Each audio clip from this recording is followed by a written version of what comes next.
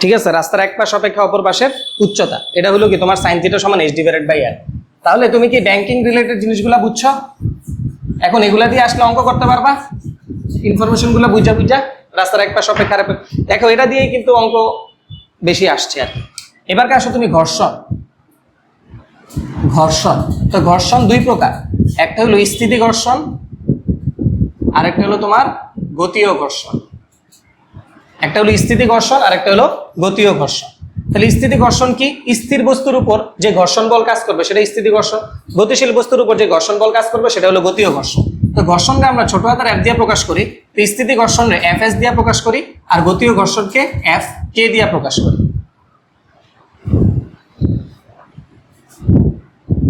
এরপরে আরেকটা টপিক আসা পড়ে, সেটা হলো স্থিতি ঘর্ষণ গুণাঙ্ক। আরেকটা টপিক আসা পড়ে, সেটা হলো গতীয় ঘর্ষণ গুণাঙ্ক। স্থিতি ঘর্ষণ গুণাঙ্ক আরেকটা এসে পড়ে কি গতীয় ঘর্ষণ গুণাঙ্ক।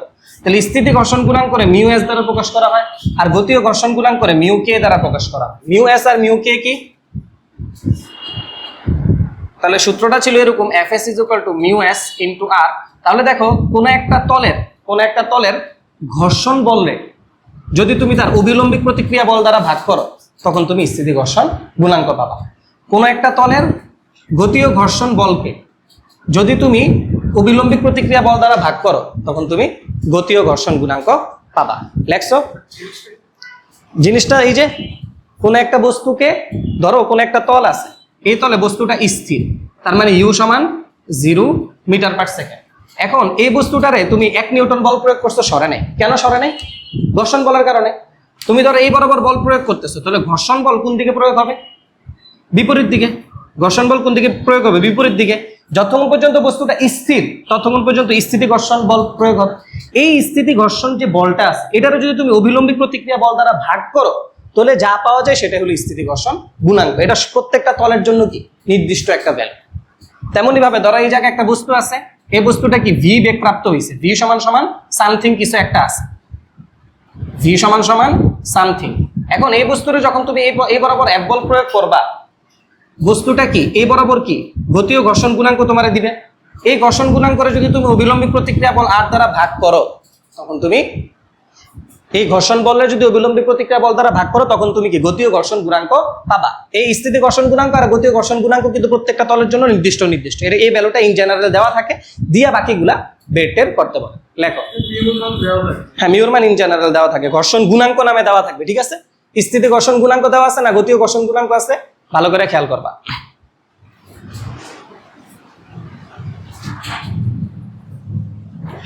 ওকে,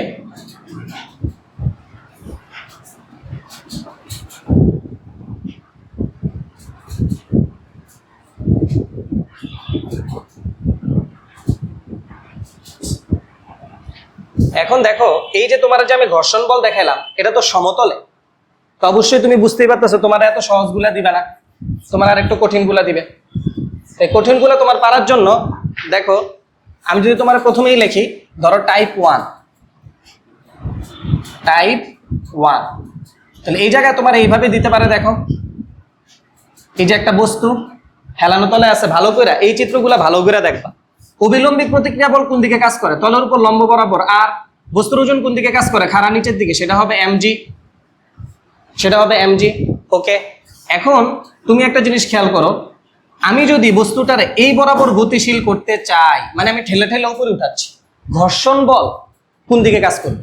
নিচের দিকে। আমি যেদিকে গতিশীল করতে চাবো ঘর্ষণ বল তার বিপরীত দিকে কাজ করবে। তাহলে ঘর্ষণ বল এই বরাবর কাজ করতেছে। তো যতক্ষণ পর্যন্ত বস্তুটা গতিশীল হয় নাই ততক্ষণ পর্যন্ত Fs, যখন গতিশীল হয়ে গেছে তখন কি Fk। ঠিক আছে, এখন দেখো মনে রাখো এই অ্যাঙ্গেলটা যদি থিটা হয়, এটা কিন্তু কয়েকটা চ্যাপ্টারে লাগে, এই অ্যাঙ্গেলটা যদি থিটা হয় তাহলে এই অ্যাঙ্গেলটাও থিটা হবে। মনে রাখো, এখন তোমার এই 9-10 এর সম্পাদ্য উপপাদ্য দিয়ে তো বোঝানোর দরকার নাই, এটা থিটা হইলে এটাও থিটা।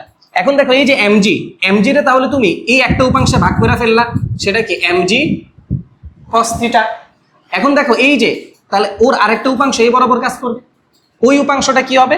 ওই উপাংশটা হবে তোমার mg sin থিটা। ভালো করে বুঝছো, পরে লিখো। এখন তুমি কি বলতে পারো r is equal to mg cos theta, r is equal to mg cos theta? আচ্ছা, তো তুমি কিন্তু এই সূত্রটা জানো যে f is equal to ma, এটা জানো? তোমার কয়বার কইছে যে এই সূত্রটা বুঝ? এটা কি summation of f is equal to m, summation of f is equal to ma, মানে সবগুলা বলে লব্ধি তোমার নিতে হবে। এখন দেখো বস্তুটা যেহেতু উপরে উঠতেছে, তার মানে উপরের দিকে বল বেশি, নিচের দিকে বল কম, তাহলে উপরের দিকের বল থেকে নিচের দিকের বলগুলা কি করা লাগবে? বিয়োগ করা লাগবে। যখন বস্তুটা স্থির ছিল তখন স্থিতি ঘর্ষণ বল কাজ করছে, আর নিচের দিকে আরেকটা কি কাজ করতেছে? mg sin থিটা না? তাহলে এই জায়গায় তোমার mg sin theta is equal to কত লিখতে পারো? m। তাহলে আলটিমেটলি যখন গতি ও ঘর্ষণ বল কাজ করা শুরু করছে তখন জাস্ট কি লিখবা? fk minus mg sin theta is equal two ma। এখন যদি তোমার ত্বরণ বের করতে বলে পারবা? হেলানো তলে ত্বরণ বের করার সূত্র বের হয়ে গেছে। যখন বস্তুটার উপরের দিকে গতিশীল করতেছো, এই সূত্র তোমার মুখস্থ করার দরকার নেই। এই কনসেপ্টটা তোমার, এই চিত্রটা, এটাকে বলে ফ্রি হ্যান্ড রাইটিং। এটা তুমি 10 বার অনেকবার প্র্যাকটিস করে যাবে। আমি আরেকটা টাইপে দেখাই দিতেছি, এটা লেখো, অনেকবার প্র্যাকটিস করে যাবা। এই ফ্রি হ্যান্ড রাইটিং দিয়ে তুমি কয়েকটা প্রশ্ন পাবা, খুবই ক্রিটিক্যাল প্রশ্ন। এই ফ্রি হ্যান্ড রাইটিং পারলে দেখবা এটা ইজি।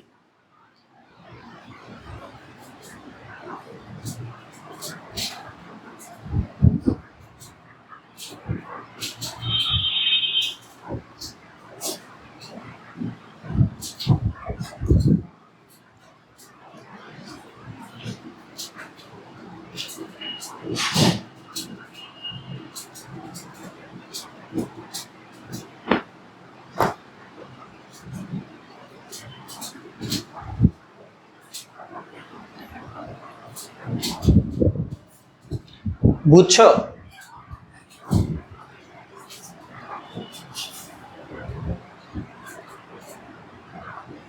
বুঝা লেখো। কোশ্চেন দেখাইতেছি তোমারে, তুমি এই ফ্রি হ্যান্ড রাইটিংটা মনে রাখো। এই জায়গা থেকে যে কোশ্চেন অনেক বেশি আসছে জিনিসটা এরকম না, কিন্তু তোমার এই টপিকটা থেকে কোশ্চেন আসলে পোলাপাইন পারে না। তুমি আজকে যাইও রাত্রে গিয়ে সিকিউ গুলো ট্রাই করো, এরপরে তুমি আমার জানাও। এখন তো সিকিউ কয়েকটা তুমি লেখছো, কি লেখো আনতে শুনতেছে? mg sin থিটা কই, কি লেখছে? y লেখছে, আর এটা থিটা হইছে ধর্মিয়া। আচ্ছা দেখো, এখন তুমি এটা শিখছো কি শিখো নাই, এটার প্রমাণ হইল আমি এখন টাইপ 2 করাবো, তুমি আমার সূত্র লিখে দিবা।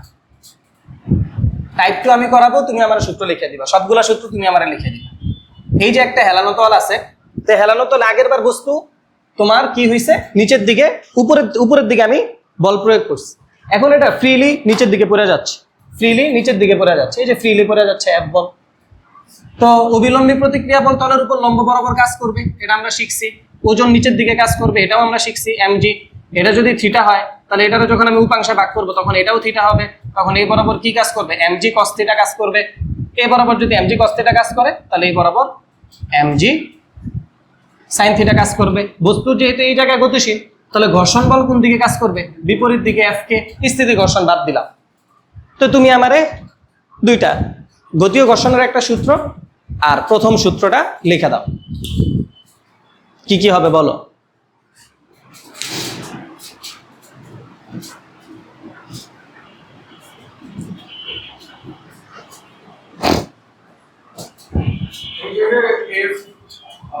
F plus FK plus mg sin theta। হ্যাঁ, মানে এই জায়গায় প্লাস আকারে হবে। কোন জায়গায় প্লাস আকারে? মানে কার সাথে k plus? F plus FK। F plus FK হবে। F plus FK কেন হবে? F যেদিকে কাজ করে FK তো তার বিপরীত দিকে কাজ করে। তাহলে F minus FK plus mg sin। হ্যাঁ, যেটি একদিকে কাজ করে এটিরে যোগ করে, যেটা বিপরীত দিকে কাজ করে সেটারে বিয়োগ করবা। দেখো r is equal to mg cos theta এটাতে কোনো চেঞ্জ নাই, r is equal to mg cos theta এটাতে কোনো চেঞ্জ নাই।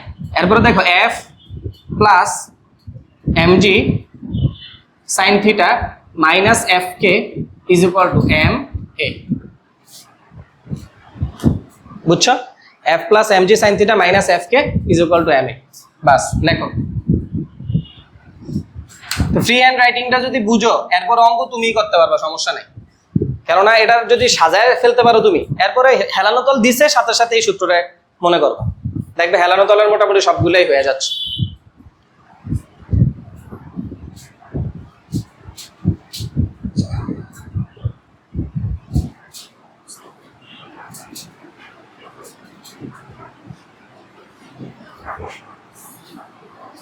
স্থির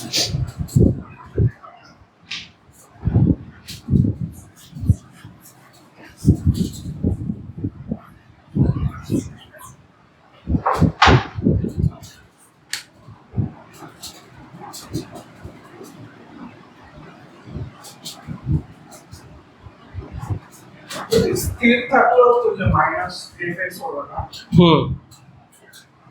ভালো করে বুঝা বুঝা তুমি আস্তে আস্তে রিল্যাক্সে উঠাও, সমস্যা নাই।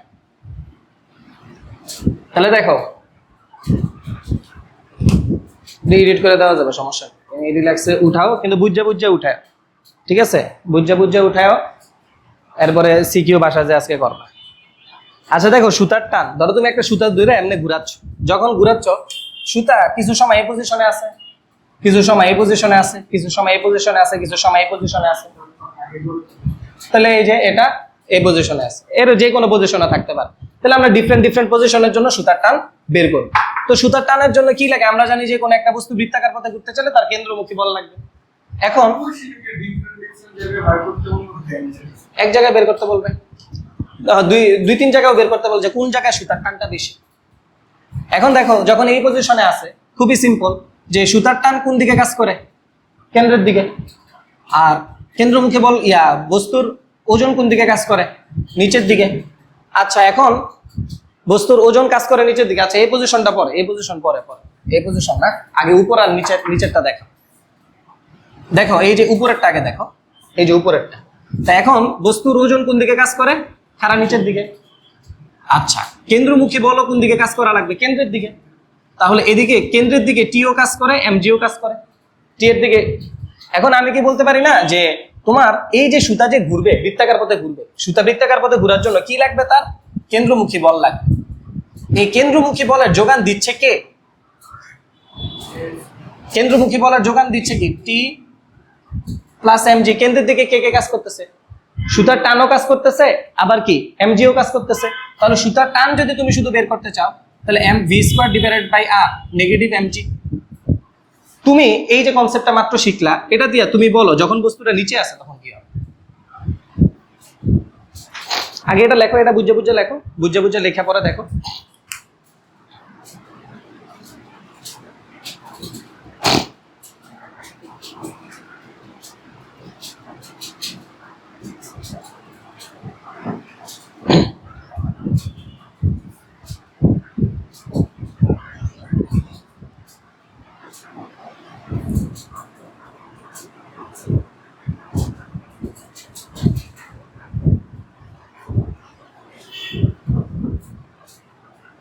হ্যাঁ, বস্তুটা যখন নিচের দিকে আছে,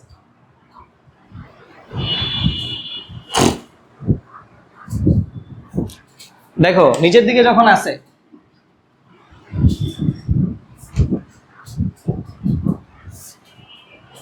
নিচের দিকে হলে এমজি, তো এই হ্যাঁ এমজি নিচের দিকে, হ্যাঁ ঠিক আছে। এরপরে বলো এমজি নিচের দিকে, ঠিক আছে।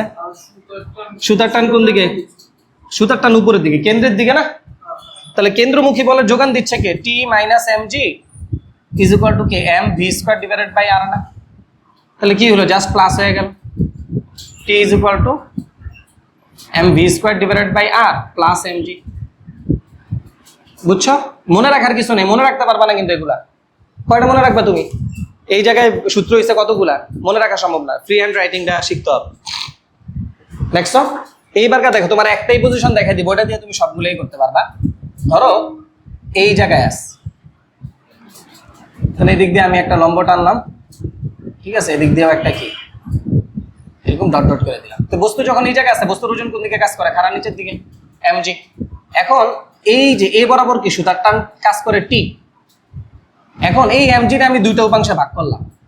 এইটা যদি থিটা হয় তাহলে এটাও হবে থিটা। তাহলে এই বরাবর কাজ করে কি? MG cos theta. এ বরাবর কাজ করে এমজি কস থিটা। তাহলে এই বরাবর কাজ করে কি? MG sine theta. বুঝো নাই? আচ্ছা দেখো, আবার দেখো এই জায়গায় বস্তুটা আছে, তো বস্তুর ওজন কোন দিকে কাজ করে? এমজি। বস্তুর ওজন এমজি নিচের দিকে।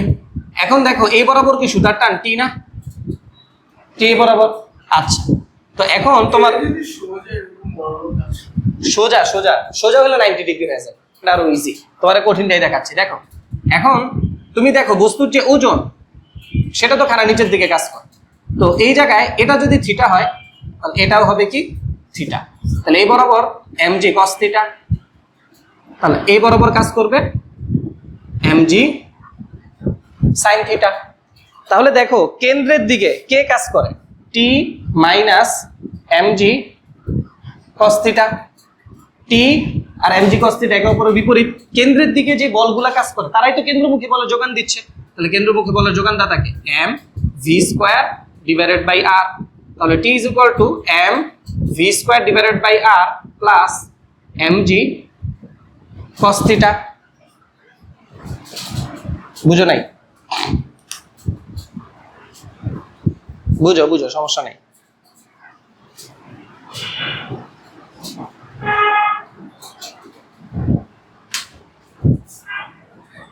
এমবি আর স্কয়ার তো কেন্দ্রের দিকে কাজ করতেছে তাই না? হ্যাঁ কেন্দ্রের দিকে কাজ করলে টিও প্লাসে এটাও প্লাস, কোনটা প্লাসে? mg cos থিটা, না তাহলে mg sin theta, V square mv না না mv square divided by r এর যোগান দিচ্ছে কে? t। তুমি তো উল্টা ফেলছো। বারবার আমি দেখাইছি কি এই জায়গায় যোগান দিচ্ছে মানে কেন্দ্রের দিকে যে বলগুলা কাজ করতেছে তারা সবাই যোগফলই হবে mv square divided by r, কারণ mv square divided by r পরিমাণ কেন্দ্রমুখী বল যদি তুমি না দাও তাহলে তো সে বৃত্তাকার পথে ঘুরবে না, ওই বৃত্তাকার পথে ঘোরার জন্য এরা কি যোগান দিচ্ছে। তো একটা এইদিকে কাজ করলে আরেকটা বিপরীত দিকে কাজ করবে, তাহলে মাইনাস করতে হবে, আর দুইটা একই দিকে কাজ করলে কি প্লাস করতে হবে। মানে অলওয়েজ কি mv square divided by r এর যোগানদাতা কে? কেন্দ্রমুখী, কেন্দ্রের দিকে যে কয়টা বল কাজ করে তাদের লব্ধি, এটাই হলো কি তোমার কেন্দ্রমুখী বলের যোগানদাতা। বুঝছো? সবগুলা চিত্র সুতার টান দিয়া তো তোমার দুই একটা সিকিউ মনে হয় যে পরীক্ষার আগে দিয়া করাইছিলাম, মনে আছে? তোমরা দাগায় টাগায় দিছিল, তোমরা তো বুঝছো এরা। আর তোমার যে প্রথমেই যে পজিশনটা দেখাতে দিয়েছিলাম এটা এখন তুমিই পারবা। এদিকে যখন আছে 90 ডিগ্রি, এদিকে যখন আছে তখন অ্যাঙ্গেলটা কত ডিগ্রি? এখানের অ্যাঙ্গেল তো তোমার বলে দেওয়া লাগবে 30 40 60, এখানে তো বুঝতেই পারতেছো 90 ডিগ্রি, এটা আরো ইজি।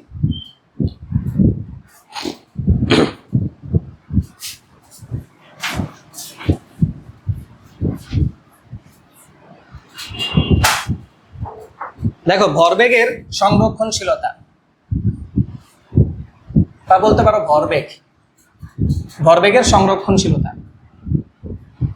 ভরবেগের সংরক্ষণশীলতা,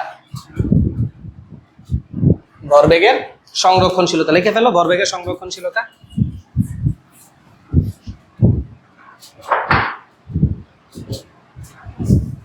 না না দাঁড়া দাঁড়া দাঁড়া, টপিকের নামটা চেঞ্জ করতে হবে, সেটা হলো সংঘর্ষ। কি দিব?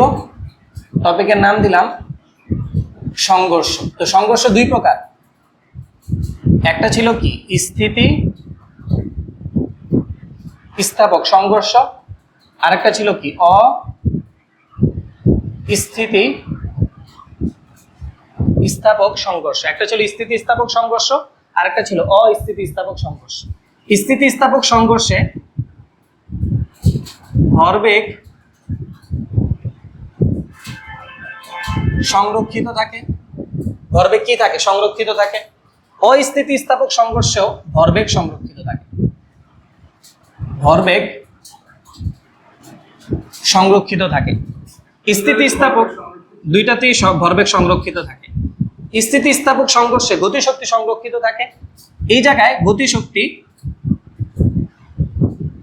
সংরক্ষিত থাকে না। অস্থিতি স্থাপক সংঘর্ষে কি হয়? গতিশক্তি সংরক্ষিত থাকে না। স্থিতি স্থাপক সংঘর্ষে গতিশক্তি সংরক্ষিত থাকে, আর অস্থিতি স্থাপক সংঘর্ষে গতিশক্তি সংরক্ষিত থাকে না, কিন্তু ভরবেগ দুই ক্ষেত্রেই সংরক্ষিত থাকে। ধরো এই যে একটা বস্তু, বস্তুর ভর m1, বস্তুর আদিবেগ ধরো u1, সে এ বরাবর গতিশীল। এই যে ধরো আরেকটা বস্তু, বস্তুর ভর m2, u2, বস্তুটা কি এ বরাবর গতিশীল। এখন কি হলো? এদের মাঝে সংঘর্ষ হইলো, পরে লেখো সমস্যা নেই, বাংলাগুলো লেখা দিল, আর এটা বুঝা পরে লেখো। সংরক্ষিত হইল মানে সংঘর্ষ হইলো, এদের মাঝে কি হলো? সংঘর্ষ হইলো। তো সংঘর্ষের পরে দেখা যাবে যে এই যে বস্তুটা এই বস্তুটা এই m1 ভরের বস্তুটা v1 বেগে গতিশীল, আর এই জায়গায় যে m2 ভরের বস্তুটা আছে ওইটা কি v2 বেগে এই বরাবর গতিশীল। তো আগের যে ভরবেগ আর পরের ভরবেগ পরস্পর কি সমান থাকবে, তাহলে m1 u1 plus m2 u2 is equal to কি হবে m1 v1 plus m2 v2। গতি শক্তিও যত সংরক্ষিত থাকবে কিসে, স্থিতিস্থাপক সংঘর্ষে। তাহলে গতি শক্তি যদি সংরক্ষিত থাকে তাহলে সূত্রটা কি এরকম হবে না, half m1 u1 square plus half m2 u2 square is equal to half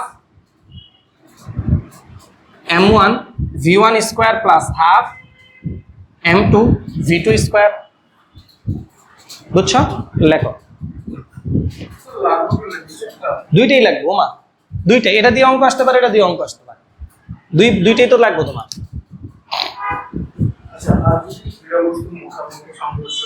মুখামুখি সংঘর্ষ করলে তখন তো আলাদা হিসাব, কোন জায়গায় যাবে, কোনটা কোন দিকে যাবে। তোমার ওই যে নৌকা থেকে দুইজনে দুই দিকে লাফ দিছে, এই অঙ্কটা করাই দিচ্ছি। হয়েছে, যা আইছে তারপর এরপরে দেখতে হবে তোমার এদিকে গেছে না এদিকে গেছে, কোন দিকে যাবে, যার ভরবেগ বেশি। তো যার ভর বেশি, তোমার ভরবেগ দুইটার গুণফলের সমষ্টি এটা ডিসাইড করবে।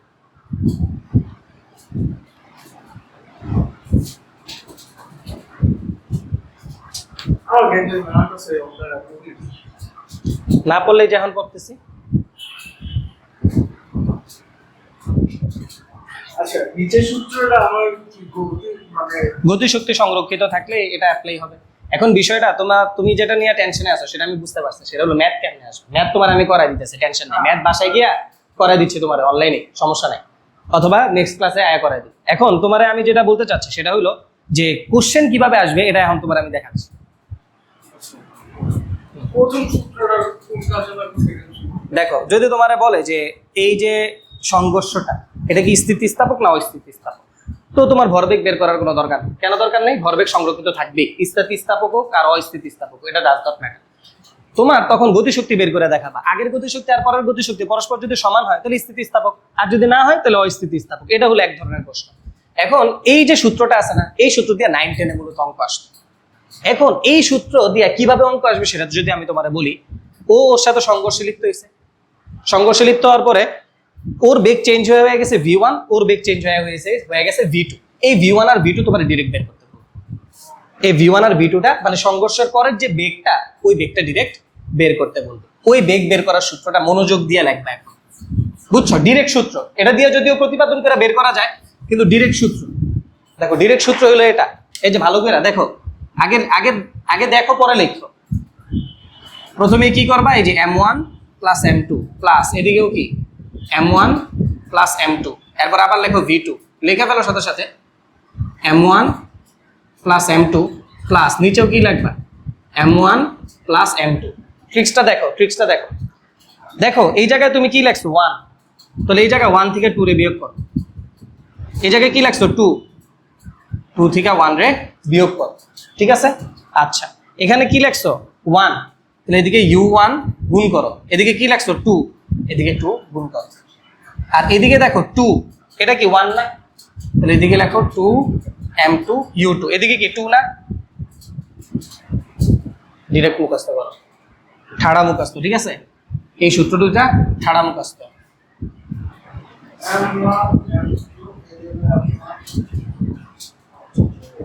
হ্যাঁ, যোগ যোগ।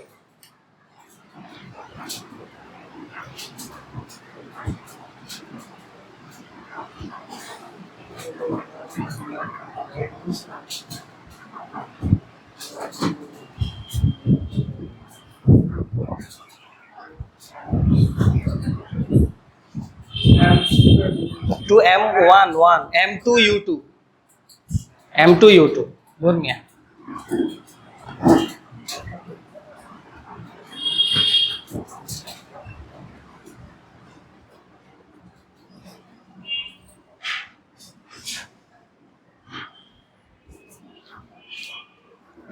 সেই তো মিয়া সবাই দিকে আছে গা, জোস। হ্যাঁ, এসি রিমোটই নেই মিয়া। এসে রিমোটের অ্যাক্সেস নাই আমার কাছে। সামনের মাসে তৈব, তুমি সামনের মাসে আয়ো, ফিজিক্স পরীক্ষার আগের দিনে আয়া পড়ো, এসে ছাড়া পুরা করাই দিব। দেখো বুঝছো, টিটিয়া কেমিস্ট্রির দিনে আয়া পড়ো পুরাটা। স্থিতিস্থাপক সংঘর্ষ আর একটা হলো কি অস্থিতিস্থাপক সংঘর্ষ। ধর্মিয়া মিয়া, এখন দেখো তোমার বাসায় গিয়ে সিকিউ করাই দিচ্ছে, সমস্যা নেই। টান টান মুখস্থ, এতদিন পরে মিয়া জানো না এটা, টান টান মুখস্থ। আচ্ছা দেখো, আমি তোমার যদি এক ধরনের কোশ্চেন দেখে, কোশ্চেন গুলো দেখো বেশিরভাগ সময় এমনি আসে।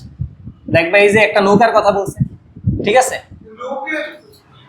আরে নৌকার মধ্যে একজন আছে এই পারে, একজন আছে এই পারে, এদিকে লাফ দিছে, আরেকজন আছে এই পারে, এদিকে লাফ দিছে। এখন নৌকা কি ওর দিকে যাবে না ওর দিকে যাবে? নৌকাটা ধরো ও লাফ দিছে, এট এ টাইম দুইজনে লাফ দিছে। এখন লাফ দেওয়ার সময় ওরা একটা ফোর্স প্রয়োগ করছে না, ফোর্স প্রয়োগ করার কারণে যার ফোর্সটা বেশি হবে, যদি এদিকে বেশি হয় তাহলে ওদিকে চলে যাবে, এদিকে বেশি হলে এদিকে চলে যাবে। তো কোন দিকে বেশি হয়েছে সেটা বের করার বুদ্ধি কি, ওর যে ভর সেটা হলো m1। ধরো আমি ভ্যালু দিয়ে যদি করাই 50 কেজি, ও কত মিটার পার সেকেন্ড থেকে লাফ দিছে? 2 মিটার পার সেকেন্ড থেকে লাফ দিছে। ও লাফ দিছে, ওর ভর ধরো 60 কেজি, ও ধরো 1 মিটার পার সেকেন্ড থেকে লাফ দিচ্ছে। কথার কথা 1 মিটার পার সেকেন্ড থেকে লাফ দিচ্ছে। তো এখন কথা হলো যে নৌকার তো কোনো না কোনো দিকে যাবে, নৌকাটা কোনো না কোনো দিকে যাবে না। তো তুমি কি জানো যে ভরবেগ কিন্তু সংরক্ষিত থাকবে, ভরবেগ সংরক্ষিত থাকবেই, এটা আমরা জানি ভরবেগ সংরক্ষিত থাকবেই। তাহলে তুমি আমারে বলো যে নৌকাটা কোন দিকে কত বেগে গতিশীল হবে? নৌকার ভর 500 কেজি, নৌকার ভরটা কত? 500 কেজি। নৌকাটা কোন দিকে কত বেগে গতিশীল হবে? কোশ্চেনটা বুঝছো? নৌকা কোন দিকে কত বেগে গতিশীল হবে? এই যে তুমি এখন কেমনে বুঝবা কে কোন দিকে কে ফোর্স দিছে? তো দেখো এখানে তিনটা বস্তু আছে, তিনজনের ভরবেগ, একটা হলো এ মানে অয়, আর একটা হলো কি 60 কেজি ভরেরটা, আর নৌকা নিজেরও তো একটা ভর ছিল। এখন তুমি একটা জিনিস চিন্তা করো, প্রাথমিক অবস্থায় সবাই স্থির, নৌকাও স্থির, ও দাঁড়া রয়েছে, ও স্থির, ও স্থির, তাহলে কি আমি বলতে পারি আদি ভরবেগ শূন্য? আদি ভরবেগ শূন্য। পরেরটা দেখো, পরেরটা হইলো তুমি বলতে পারো যে 50 × 2 প্লাস 500 ইন্টু নৌকার বেগ ভি, নৌকার বেগটা কত? ভি। আচ্ছা, এইবারকার তুমি লেখা দিবা 60 × 1, তাহলে তুমি বের করে ফেলবা। আদিতে তো সব শূন্য ছিল। দেখো এটা আমি কি দিয়ে বের করতেছি, যে এদের যে ভরবেগ এটা কোনোদিনও চেঞ্জ হবে না। ভরবেগ স্থিতিস্থাপক সংঘর্ষ, অস্থিতিস্থাপক সংঘর্ষ সবসময় কি থাকে? সেম সেম থাকে। তাহলে তোমার এই জায়গা থেকে ভিটা বের করতে পারতে হবে। এই তো, তাহলে তুমি এই জায়গায় যে ভুলটা করছো, ও এদিকে লাভ দিচ্ছে, এটারও যদি পজিটিভ ধরো, ও বিপরীত সাইডে লাভ দিচ্ছে না, ওরে নেগেটিভ ধরতে হবে। একজনের পজিটিভ ধরলে আরেকজনের কি ধরতে হবে? নেগেটিভ ধরতে হবে। তাহলে আমি ওরে পজিটিভ ধরলাম, তাহলে ওরে আমি নেগেটিভ ধরবো। একজনের পজিটিভ ধরলে আরেকজনের কি ধরবো? নেগেটিভ ধরবো। আচ্ছা, তাহলে আমি যে নেগেটিভ ধরলাম, তাহলে এই যে এটা নেগেটিভ ধরতে হবে, -1। তাহলে এটা কি ওই পাশে গিয়ে কি পজিটিভ 60 হয়ে যাবে, আর এদিকে কি নেগেটিভ 100 হয়ে যাবে। ঠিক আছে, নেগেটিভ 100 হয়ে যাবে, আর এই জায়গায় এটাতে কি 500 দ্বারা তুমি ভাগ করবা। তুমি কিছু বুঝছো আর না বুঝছো মানে হিসাব নিকাশ করা লাগবে না, ভি এর ভ্যালুটা নেগেটিভ আসছে, ভি এর ভ্যালুটা নেগেটিভ আসছে। নেগেটিভ আসছে মানে কি, সে নৌকাটা এদিকে, নৌকাটা এদিকে যাবে। কোন দিকে কত বেগে গতিশীল হবে? এত বেগে এই দিক বরাবর গতিশীল হবে। বুঝছো অঙ্কটা? আচ্ছা, তাহলে আমরা যে কনসেপ্টগুলো পড়ছি, এরপরে তোমার সূত্র হইলো ভরবেগের সংরক্ষণশীলতা নীতি। m1u1 plus m2u2 plus m3u3 is equal to m1v1 plus m2v2 plus m3v3। এই যে সূত্রটা আছে না, এটা এখন তিনটা বস্তুর ক্ষেত্রে অ্যাপ্লাই হয়ে গেছে। এই সূত্রটাই কয়টা বস্তুর ক্ষেত্রে অ্যাপ্লাই হয়ে গেছে? তিনটা বস্তুর ক্ষেত্রে অ্যাপ্লাই হয়ে গেছে। এই মোবাইলগুলো সিকিউ করি, সিকিউ ছাড়া যদি আমার নৌকা যদি স্থির না থাকতো, নৌকা স্থির দিয়েই দিবে, সমস্যা নেই। নৌকাও গতিশীল, হ্যাঁ করো। তাহলে m1u1 m2u2 সবকিছু আমরা তো ধরে নিছি সব স্থির, মানে আদি ভরবেগ তো সব স্থিরই ছিল। সিকিউ করে ফেলি, ঠিক আছে? সিকিউ করা ছাড়া তুমি বুঝতেছ না। এই যে নিউটনীয় বলবিদ্যাতে গেলাম, ঠিক আছে? আমি বোর্ড লিখে লিখে করাই দিই বাসে যে। আচ্ছা দেখো কি বলছে এখানে, এটা কত? ঢাকা বোর্ড 25 করে ফেলি, ঠিক আছে? ঢাকা বোর্ড 25। আয় রে ভাই, তোমার নিউটনিয়ান বলবিদ্যার মতো বড় একটা চ্যাপ্টার পড়াই দিতেছি, এটা ভাল লাগে না না? ঢাকা বোর্ড 25 তোমার তো সিকিউ সহ করাই দিতেছি, আর সমস্যা কি? রাখো, এমনি রাখো। কি বলছে তোমারে যে 200 গ্রাম ভরের একটি বস্তুকে 50 সেন্টিমিটার ব্যাসার্ধের উলম্ব বৃত্তাকার পথে 20 মিটার পার সেকেন্ড গতিতে ঘোরানো হয়, যেখানে আচ্ছা কি বলছে, ঘূর্ণায়মান বস্তুর কেন্দ্রমুখী বল বের করো। ঘূর্ণায়মান বস্তুর কি বের করো? কেন্দ্রমুখী বল বের করো। এখন তুমি দেখো, কেন্দ্রমুখী বল বের করতে বলছে, তুমি কি কারে কারে ঘুরাচ্ছ বলো তো? 200 গ্রাম ভরের একটি বস্তুকে সুতায় পাইদায় ঘুরাচ্ছ না? তাহলে সুতার টানটাই কেন্দ্রমুখী বলের যোগান দিচ্ছে। ওই কেন্দ্রমুখী বল নির্ণয়ের সূত্র কি? M V square divided by R. M V square divided by R. তো তুমি বের করো কি কি আছে। 200 গ্রাম আছে, এম পাইছো। কত মিটার পার সেকেন্ড বেগে ঘুরাচ্ছ? 20। ব্যাসার্ধ কত? 20 ব্যাসার্ধ দিছে তোমার, ব্যাসার্ধ 50 সেন্টিমিটার নিয়ে না পেরা, বেগ 20, শেষ, ইজি, গড। আর এটাই ঠিক, এটাই তোমার কেন্দ্রমুখী বলার যোগান দিচ্ছে, এটাই কেন্দ্রমুখী বলার মান। আর আবার এই কোশ্চেনটা কইতে পারে যে কোন দিকে কত ধর্মিয়া এনে কোন দিকে? আরে এটা না না, এটা তো তোমার এই যে প্যাচেন না দিস যে তোমারে, আমি তোমার যে কেসটা দেখেছি, এই অঙ্কটা যখন আসছিল চিত্রাইকেই দিছিল, সমস্যা না। ঘূর্ণায়মান বস্তুর সর্বনিম্ন অবস্থান, এই তো দিয়ে দিছে, সর্বনিম্ন অবস্থানে সুতার টান ও সর্বোচ্চ অবস্থানে, সর্বনিম্ন হইলো এটা, সর্বোচ্চ হইলো এটা। এখন কি তোমার করাই দেওয়া লাগবে না? পারবা? তাহলে আমি টি এর মান জানি, আমার বাইক টি এর মানই তো বের করতে কইছে, টি এর মানই বের করতে বলছে। আমি আগে টি যে বাইক করলাম, এটা কামে লাগবে না? আগের টিটা তো কেন্দ্রমুখী বলের যোগান দেওয়ার জন্য, কিন্তু কেন্দ্রমুখী বলের যোগান দেওয়ার জন্য তুমি এটা কোন পজিশনে বের করছো? ওভারঅল বের করছো। এখন নির্দিষ্ট পজিশন, এই পজিশনের জন্য আর এই পজিশনের জন্য বের করতে বলছে, কোথায় তোমার টি এর মান বেশি বা কম হবে। আচ্ছা দেখো, এরপরে এই যে খুবই সুন্দর একটা প্রশ্ন, এটা কত বোর্ড? এই ঢাকা বোর্ড 25-এরই 2টা প্রশ্ন আসছে। ঢাকা বোর্ড 25-এ কয়টা কোশ্চেন আসছে? 2টা কোশ্চেন আসছে। তো পরের যে কোশ্চেনটা, সেটাতে কি বলছে দেখো, যে আমার মোবাইল, আরেকটা মোবাইল নিয়ে আসা উচিত ছিল। 6000 কেজি ভরের একটি বালু ভর্তি ট্রাক, 6000 কেজি ভরের একটি বালু ভর্তি ট্রাক 72 কিলোমিটার পার আওয়ার বেগে চলছে। ক্যালকুলেটর বের করো, ভালো করে করি। 6000 কেজি ভরের একটি বালু ভর্তি ট্রাক 72 কিলোমিটার পার আওয়ার বেগে চলছে। দেখো, ট্রাক হতে 0.1 কেজি পার সেকেন্ড হারে ছিদ্র পথে বালু পড়ে যাচ্ছে। এখন মানে বালু পড়ে যেতেছে, এই তো গুড, বেগও বাড়বে। দেখো এই যে 30 মিনিট যে সে চলছে, এই জায়গায় তার যে ভর ছিল, 30 মিনিট পরে কিন্তু তার ভরটা সেম নাই, কেননা বালু পড়তেছে ছিদ্রপথে। তো তার যে ভর ছিল সেটা ছিল তোমার 6000 কেজি। কত কেজি? 6000 কেজি। সে 72 কিলোমিটার পার আওয়ার বেগে চলতেছিল। এটা মিটার পার সেকেন্ডে কনভার্ট করো, কি করবা বলো তো? কারে দিয়া? তুমি কি মাথার মুথা নষ্ট হয়ে গেছে মিয়া? তাহলে তুমি ক্যামেরার মধ্যে আইনে অপমান করে দেওয়া উচিত। 60 দিয়ে ভাগ করবা, ভাগ করলা, হ্যাঁ ভাগ করলা। এখন কিলোমিটারে মিটারে নিবা না? নাও, কেমনে নিবা?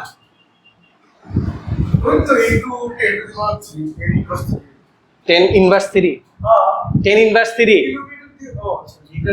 আচ্ছা তোমারে আমি যে এতবার শিখাইলাম যে 72 ইন্টু 1000 ডিভাইডেড বাই 3600, এত কষ্ট না কইরা তোমারে আমি এতবার শিখাইলাম যে 72 রে 3.6 দিয়ে ভাগ করে দিলে সেম রেজাল্ট আসে। দেখা লাভ নাই, নিজে দেখাইতে হবে। করো, কত আসে মিয়া? ধর, এই এত বছর ধরে শিখা কি লাভ হইলো? এটাই বুঝলাম না।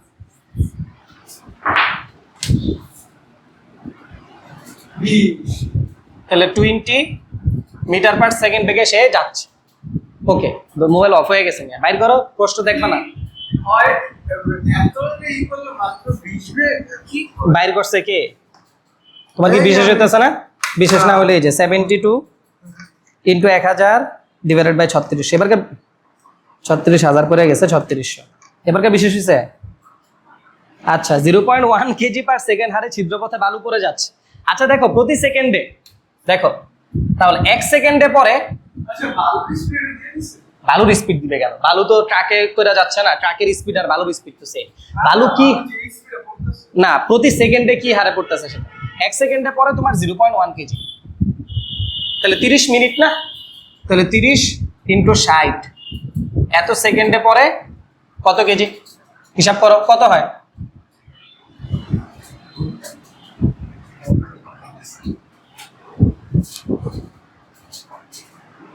180 180 180 180 কেজি বালু পড়ে গেছে, ওগুলো গিয়ে ভিডিও করা যাবে। যাই হোক 180 কেজি বালু পড়ে গেছে, এই পজিশনে যখন আসছে তখন 180 কেজি বালু পড়ে গেছে। এখন দেখো এই পজিশনে তার যে ভরবেগ থাকবে, এই পজিশনেও ভরবেগ সেম থাকা লাগবে, কেননা ভরবেগ তো সংরক্ষিত হবেই। তাহলে এই পজিশনে তার যে এমভি সেটা কত দেখো, 6000 ইন্টু 20। এখানে যখন আসছে তখন কিন্তু তুমি আর 6000 বলতে পারো না, 6000 থেকে 180 বলা লাগবে। এখন বেগটা কত সেটা বের করতে পারবা না, এটাই বের করতে বলছে, এই বেগটাই বের করতে বলছে। এই বেগটাই তোমারে কি করতে বলছে, বের করতে বলছে। 30 মিনিট পর ট্রাকটির বেগ কত সেটাই তোমারে বের করতে বলছে। তাহলে দেখো করো, 6000 ইন্টু 20 ডিভাইডেড বাই কত হয় 5000, কত হয় 6000 মাইনাস 180। বই রয়েছে কি নিয়ে করো, খাতায় করো অন্তত পক্ষে। আচ্ছা এটা যে ভাগ হয়ে গেছে হ্যাঁ ভাগ হয়ে গেছে, এটা আর কি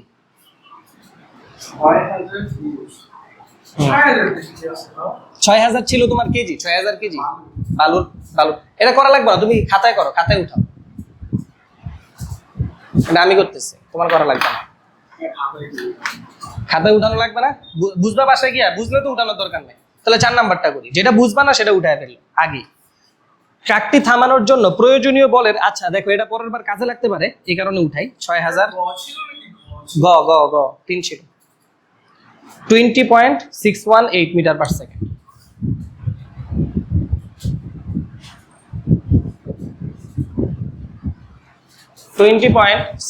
মিটার পার সেকেন্ড। আচ্ছা দেখো এরপরে তোমারে বলছে যে ট্রাকটিকে থামানোর জন্য প্রয়োজনীয় বলের মান, ট্রাকটিকে থামানোর জন্য প্রয়োজনীয় বলের মান বের করা যাবে কি? ট্রাকটিকে যে তুমি থামাবা, থামানোর জন্য কি পরিমাণ বল প্রয়োগ করা লাগবে, সেই বলের মান বের করা যাবে কি সেটা বের করতে বলছে। বুঝছো কিছু? ট্রাকটিকে থামানোর জন্য প্রয়োজনীয় বলের মান বের করা যাবে কিনা, কেমনে করবে বলো তো? কোনো আইডিয়াই নেই। বল বল বের করার সূত্র কি? বল বের করবা, বল। হ্যাঁ এফ ইজ ইকুয়াল টু কি? তাহলে এটাই তো, F is equal to M A. তো তোমার কি লাগবে? এম লাগবে আর এ লাগবে। এম পাইছো না তুমি? 30 মিনিট পরেই তো দেখো এই যে না না না 30 মিনিট পরে ট্রাকটিকে 10 মিটার দূরত্বের মধ্যে থামানো হলো, মানে 30 মিনিট পরে সে এখানে আসিল, এরপরে সে তারা থামাইতে আরো 10 মিনিট লাগছে। আর 10 মিটার দূরত্বের মধ্যে না, 10 মিটার দূরত্বের মধ্যে, 10 মিনিট না 10 মিটার। এখন দেখো তুমি বলতে পারো স্যার 10 মিটার দূরত্বের মধ্যে যে সে গেছে, মানে ব্রেক চাপার পরেও তো ধরলাম 10 মিটার দূরত্বে যাইতে যদি তার 0.2 সেকেন্ডও লাগে, 0.2 সেকেন্ডের মধ্যেও তো 0.2 কেজি বালু পুড়ে গেছে। এখন কথা হইলো এটা খুবই নগণ্য মানের বালু পড়ছে, 0.2 কেজি বালুর কারণে তার বেগের তেমন আহামরি কোনো পরিবর্তন হবে না। এই কারণে 10 মিটার দূরত্ব অতিক্রম করার ক্ষেত্রে যেই বালুটা পড়ছে, যে পরিমাণ বালু পড়ছে ওটার উপেক্ষা করে তুমি এফ এর মান বের করে ফেলবা। বুঝছো? ওটার উপেক্ষা করে এফ এর মান বের করে ফেলবা। এখন দেখো তোমার এই জায়গায় আইসা বেগ শূন্য, এই তো বের করতেছি এখন। এ এ এফ বের করবো না আমি, F is equal to M A. তো ত্বরণ বের করা লাগবে না, এ এই তো ত্বরণ। এই যে তোমার বের করতেছে দেখো দূরত্ব 10 মিটার, এখানে এসে থামে গেছে। এখানে বেগ কত ছিল, এই যে বের করছি 20 পয়েন্ট, এখানে এসে বেগ এত ছিল না 20.618 মিটার পার সেকেন্ড, এখানে বেগ এত ছিল। তাহলে বের করো, শেষ। এস ইজ ইকুয়াল টু কি? UT plus half A T square. এটা যে বসাইলা বলদের মতো হইলো, টি আছে তোমার কাছে। আচ্ছা দেখো এখন এই জায়গায় তোমার এই ঢাকা বোর্ড 25-এ দেখো তো তোমার যেটা বের করতে বলছে যে প্রতিরোধ বল, মানে কি এই কয়েকটা দিছে আর কি, সব দিতে দিব না তোমারে।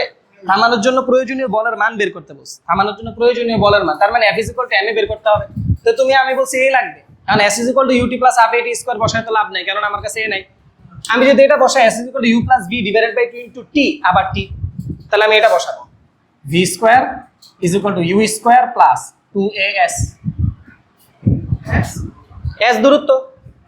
তাহলে দেখো V square minus U square is equal to কত হবে 2as। তাহলে এ বের হয়ে গেল না এই জায়গা থেকে, V square minus U square divided by 2 into কত 10, 2 ইন্টু কত 10। এই যে এটা যে বের হইলো, এই জায়গায় এফ ইজ ইকুয়াল টু কি এম এ বসাই দিতে পারো না? F is equal to M A বসাই দিতে পারো। আর এই যে এম, এই এমটা কত? এই এমটা কিন্তু তোমার ওই যে 180 কেজি বিয়োগ দিতে হবে। বিয়োগ দিলে যা থাকে সেটা 6000 থেকে 180 কেজি বিয়োগ দিলে যা থাকবে সেটা, বুঝছো? এটা উঠানো লাগবে আর